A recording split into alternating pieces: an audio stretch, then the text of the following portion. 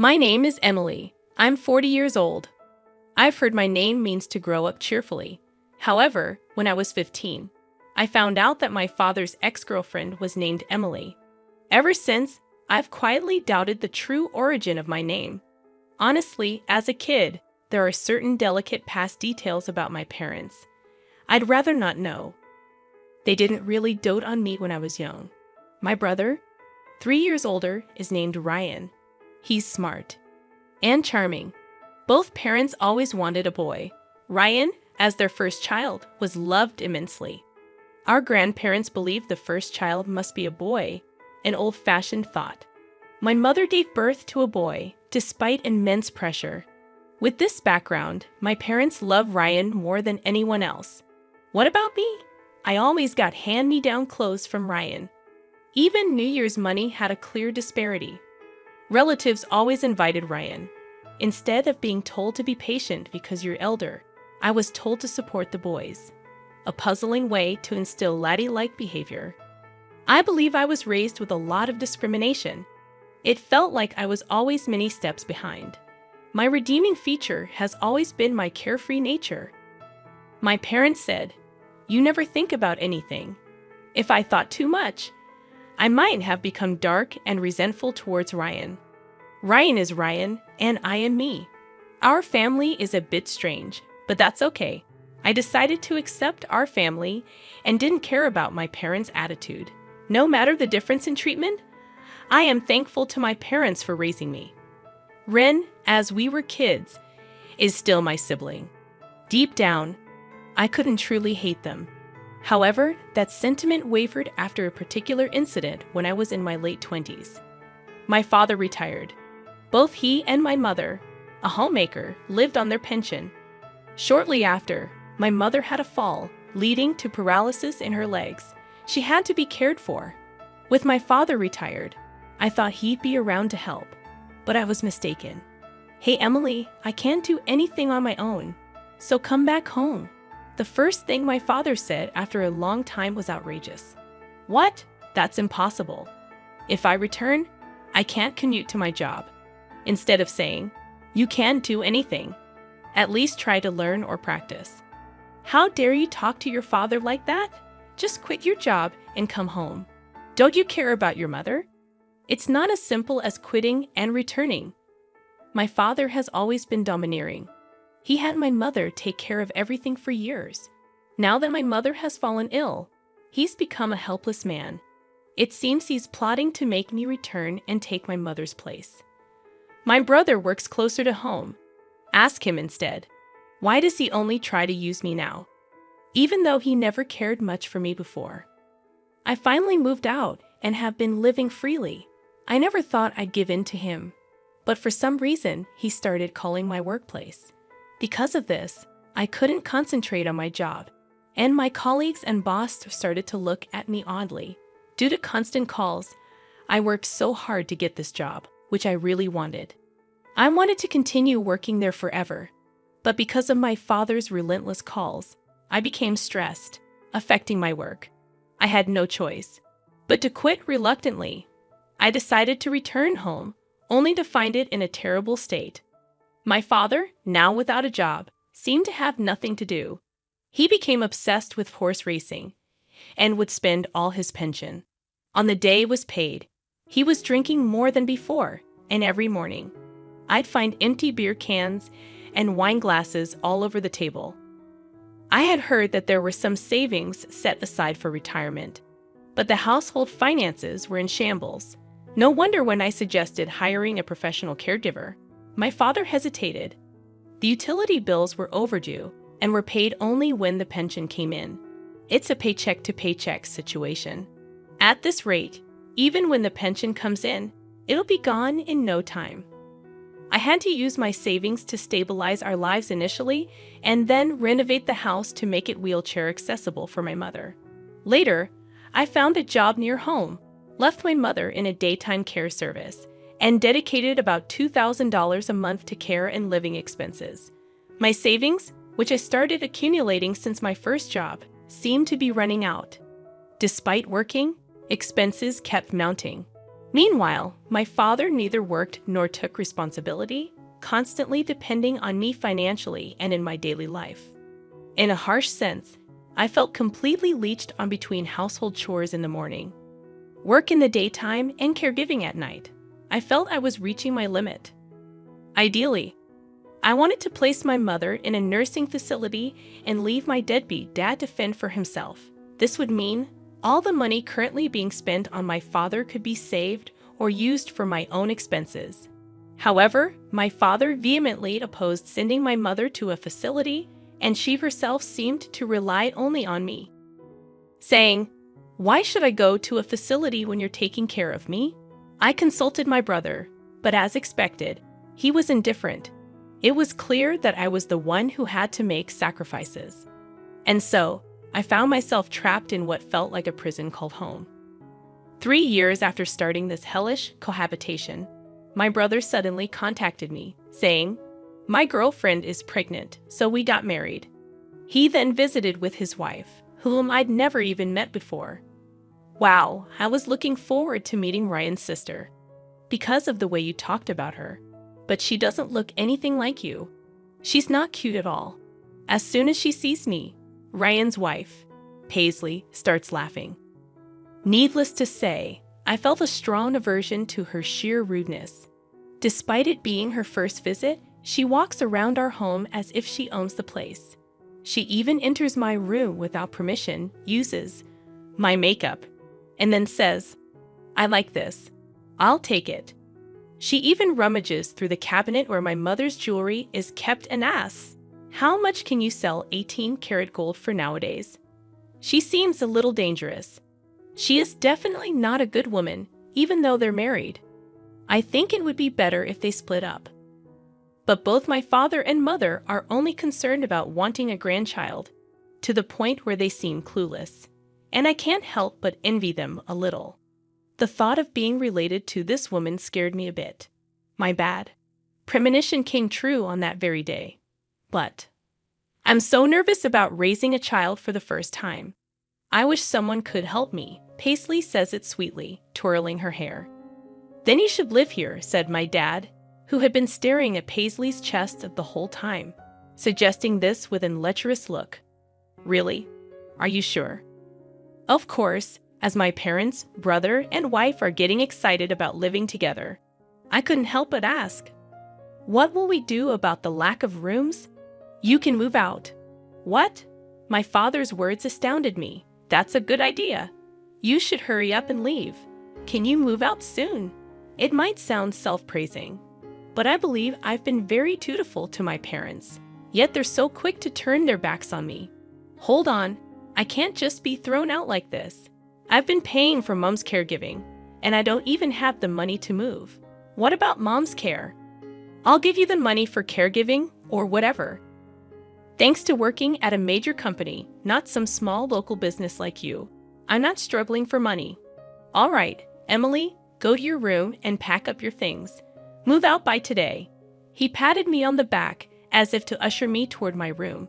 He looked pleased, as if he had found a quality new host to leech off.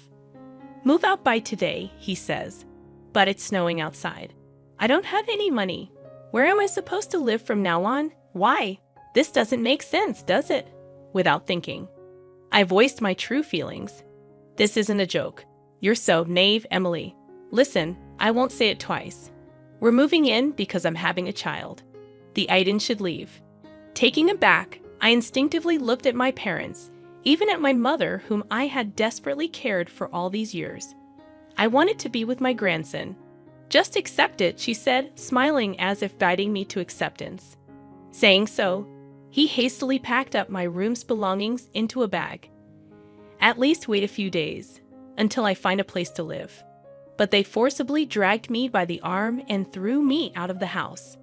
No matter how many times I rang the doorbell, they ignored me. Tossed around by my parents and finally by my brother, my life isn't their toy. Even when I was treated coldly as a child, I always smiled. It was my self-defense. But both my parents and brother misunderstood, thinking I could handle anything. "This isn't a joke. Don't mess with me," Crying, I left my family home and wandered the streets aimlessly. Finally, I found a cab and sought refuge in an internet cafe. When I contacted a friend living in town, she miraculously offered to let me stay for a while. True friends are indeed priceless. With her support, I managed to save enough to live alone again. I haven't saved enough to leave town, but I don't want any more teas with my family. I decided to leave the state once I saved more. But one day, my father and brother came to see me. They had apparently found my address in some official records. May I help you? I intentionally used formal language as if they were strangers. In response, both of them kneeled down in front of me. I'm sorry, he pleaded in a tearful voice. Please help us. We need to kick Ryan's wife out of the house. When I asked for an explanation, they said the situation at home had deteriorated significantly. I don't want to live with you, stingy lot. Laughing, Paisley had apparently kicked my brother and parents out of our family home. Paisley had completely brainwashed my father, and as a result, he made the mistake of changing the house's title to include her name. So it wasn't taken, but rather given to her. I had heard that Paisley had fallen hard for my brother and pursued him fervently. But even back then, I felt something was off. My brother, who had become hairy in adulthood and practiced judo, was chubby and far from handsome. Why would Paisley, a slender and attractive woman who could have her pick of men, fall for him? I'd always wondered. It turned out she was after his money, and she had other men in her life.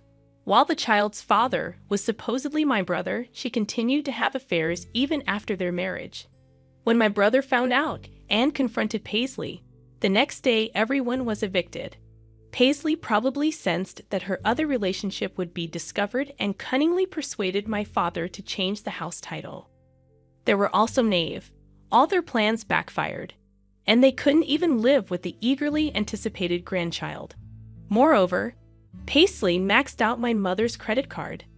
By the time they realized it, she had already bought electronics and precious metals.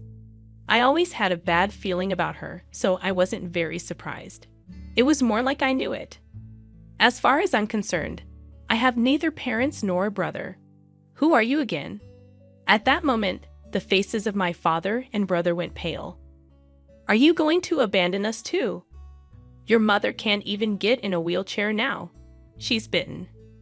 Don't you feel sorry for her after she was kicked out? He shouted. It was you who wanted to be with your grandchild and kicked me out. Mom told me to give up, so I gave up on being part of your family. Isn't it your fault, Dad, for changing the house title? My father was silently grinding his teeth. Wait, Emily. We are family. Let's help each other. My brother extended his hand, but I brushed it off. You ignored my calls when I repeatedly asked for help during Mom's care, and now you're saying this. Well, that's my brother hesitated, looking guilty. My father shouted in his place. Forget about Ryan. Don't you have any gratitude for your parents? Have you forgotten all we did for you, you ungrateful child? Hearing this, I lost my temper, glaring at them with fury. I appreciated what you did for me, which is why I quit the job I loved and returned home. I even spent money and renovated the house to make it comfortable. I put up with so much, yet because of your selfishness, I was kicked out. Do you really expect me to just say thank you? We apologized for that, didn't we? Oh, so apologizing makes everything okay. Well, then I'm sorry too for leaving you guys behind. I apologize. But I won't help since I apologized. You have to forgive me, right? How can you be so cheeky even as a daughter? As my father lunged at me, I quickly defended myself using the self-defense techniques I learned at school. Ouch! He cried out in pain and curled up on the spot. My brother just stared at me, stunned, not even caring about our father. I took the purifying salt that was by the entrance and threw it forcefully at both of them. I wish it would get into their eyes as they screamed and covered their faces. Stop showing me those greedy faces and get out. Saying this, I scattered the salt and kicked them out. People passing by noticed the commotion and stared. Normally, I would have felt embarrassed. but I was too angry to care. Wait, please. We can surely understand each other if we talk it out. We're blood related. Sorry. But I think you guys, my blood relatives, are the ones I can't understand the most. There's not a single decent person among you. The only sane one is me. Please, never come near me again. Before they could open their eyes, I managed to distance myself from them. I kept throwing salt and yelling without any hesitation. Listen, I'll say this one last time. Never ever approach me again. I consider all of my family dead. So if something happens to you, I won't visit you in the hospital or attend your funerals. I gave them one last fierce glare and slammed the front door shut.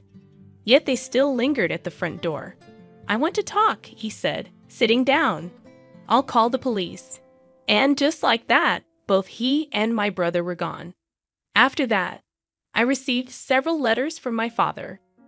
It seems that my parents took refuge at my mother's younger sister's place. The letters were pitiful, begging for help. But from my perspective, I felt sorry for the aunt who suddenly had to accommodate the elderly couple.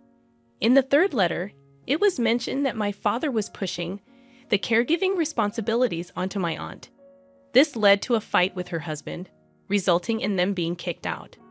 Now they are renting a cheap apartment and are back to fighting with my brother's wife. They aim to reclaim the family home. They probably can't afford to hire a lawyer. Considering they changed the property title themselves, they probably don't stand a chance. My brother, still separated but not divorced from his wife, had an affair. He became the cheating husband. The woman he was involved with is a friend of his wife's. It seems like a trap, but there's no evidence. Consequently, the divorce discussions are at a standstill. My brother claims his wife's affair ruined the family and is demanding compensation. His wife argues that there's no evidence I cheated while raising our child, but my husband did. She seems to be asking for hefty compensation, property division, and child support. Since neither of their affairs can be proven, the divorce discussions are going nowhere. As for me, I met a man at one of my jobs, and we got married. It was a workplace romance, so we were wary of being seen dating in public. Instead, we rented apartments near each other. We spent most of our days at one or the other's place, essentially living together. Then one day, oh, this actress is getting married. Should we? That casual proposal, as if we were just heading to a convenience store, remains a fond memory. We're both down to earth, not into grand gestures. I'm glad he didn't attempt a big surprise.